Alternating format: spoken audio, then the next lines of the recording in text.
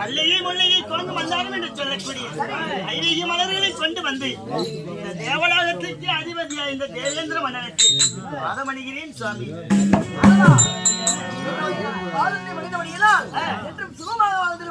சுவாமி இன்றைய தினம் தேவலோகத்தை தேடி வந்த காரணம் என்ன சுவாமி? இந்த தேவாதி தேவர்களுக்கெல்லாம் அழிவு வருவதை போல் இருக்கிறது. உண்மைதான். என்ன சொல்ற? அதை சொல்லலாம் என்றே ஓடி ஓடி வந்தேன். ஒன்றும் கலகம் இல்லையே, இதுல ஒண்ணும் மாற்றமெல்லாம் இல்லை. என்ன தேவர்கள் என்ன வரப்போகுது, என்ன சொல்லிக்கிறேன்? அதாவது இந்த இரணை கசுவு இருக்கிறான் இல்லையா பூலோகத்துல, அந்த இரணை கசுவனாகப்பட்டவன் என்ன செய்யறான்? என்ன செய்கிறான்? அதாவது பெருத்த வரத்தை வாங்க போறானா உங்களிடத்தே வந்து. என்னிடத்துல எப்படி வர முடியும்? அதாவது இந்த பிரம்மா எங்க அப்பங்கிற அப்படியே தந்தையார் பிரம்மனிடத்துல இப்ப போய் கொண்டிருக்கிறோம். கடூரமான தவத்தை செஞ்சுட்டு வரவாங்க போறேன் அப்படின்னு கடூரமான தவத்தில் அமர்ந்து கொண்டிருக்கிறோம். எப்படி வரவாங்கிறான்? வேகாத உடல், சரி, சாகாத உயிர், அழியாத செல்வம், பகலிலும் சாவில்லை, இரவிலும் சாவில்லை, காற்றிலும் சாவில்லை, வீட்டிலும் சாவில்லை, எந்த ஆயுதத்தாலும் சாவிலை வரக்கூடாது என்று கடூரமான மரத்தை வாங்க சென்று கொண்டிருக்கிறோம். அதனால நீங்க தேவாதி தேவர்கள் அனைவரும் சேர்ந்து அந்த தவத்தை கிளைக்கணும். இன்னைக்கு கிளைச்சா மட்டும்தான் நீங்க எல்லாம் இருக்க முடியும். அந்த தவத்தை கழிக்க வேண்டும் என்றால் என்ன வழி இருக்கிறது? தவத்தை போட்டு காமலாம் கிளைக்கிறதா? அது அப்படி கலைக்கிறது தெரியும். அவன் போன கொண்டு போன கொல்ல மாட்டாங்க. அவன் தான் வரம் வாங்கறதுக்கு தானே தவ முடியும். அந்த வரம் வாங்கினா அதுக்கு ஏதோ ஒரு வழி இருக்கும்ல.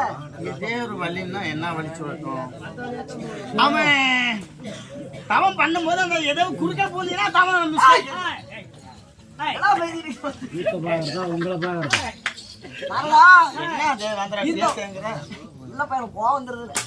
இந்த உலகில் பெண்களுக்கு மயங்காதவன் யாரும் இல்ல. அந்த அஸ்திரத்தை போடலாங்க. அதனால அதையே விட்டு தள்ளி அழகு சிறந்தவர்களா இருக்கிறாங்க. நாட்டிய பெண்கள். ஆமா ஆமா, அவர்களை அனுப்பி அந்த தவத்தை கழிக்கலாம். மோகத்தை உருவாக்கி காம வெறி பிடிப்பதை போல அவன் ஆக்கணும். சரி, அது பிரகாரமே செய்யுங்கள். எங்கிட்டு வந்த நீ? வெள்ளாத்துல வந்து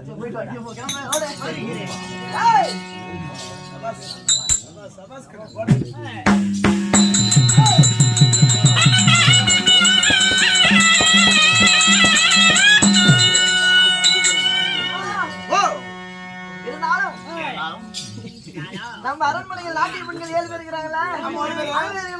மகாராஜா அழைத்தார் என்று அதை சீக்கிரமாக அழைத்துவா.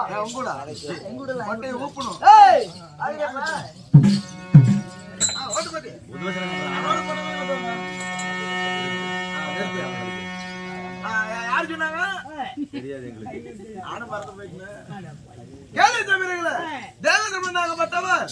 இதுல கோவல் நிலைக்க